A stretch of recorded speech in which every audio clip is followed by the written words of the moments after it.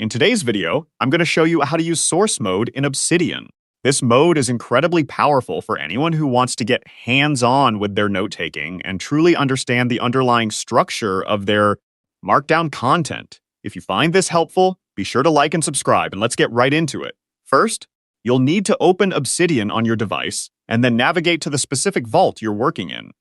Once your vault is open, you can then browse through your notes in the File Explorer and select the specific note you wish to edit. With your note open, look towards the top right corner of the note pane. Here you'll find the View Options menu, which controls how your note is displayed.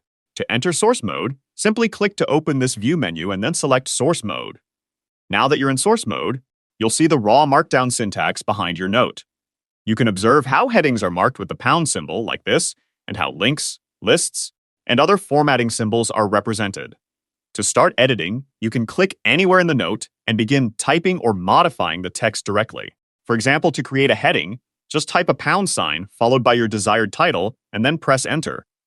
If you want to add bold formatting, surround the text you want to emphasize with double asterisks, like so. Bold text. For italic formatting, you'll use single asterisks instead, placing them around the text you want to italicize, like italic text. Continue editing your note as needed, taking advantage of these simple syntax rules. Creating internal links is a breeze. Simply type two open square brackets to start a link, then select or enter the name of the note you want to link to. To add a checklist item, type on a new line, and then add your task description after the checkbox. For bullet lists, you'll type a hyphen followed by a space, and then your list item, adding subsequent items underneath. To add a code block, type 3 backticks 3 times, and then enter your code between the opening and closing backticks. To insert a quote block, begin a line with a greater than symbol doc, and then add your quoted text. You can also create tables using standard markdown table syntax, adding rows and columns as needed with pipes and hyphens.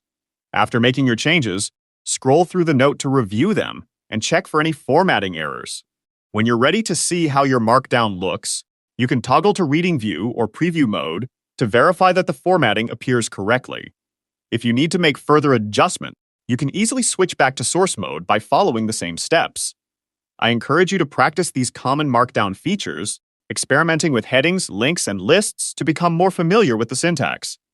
By using source mode regularly, you'll gain greater control over your formatting and the overall structure of your notes, making your Obsidian experience much more powerful.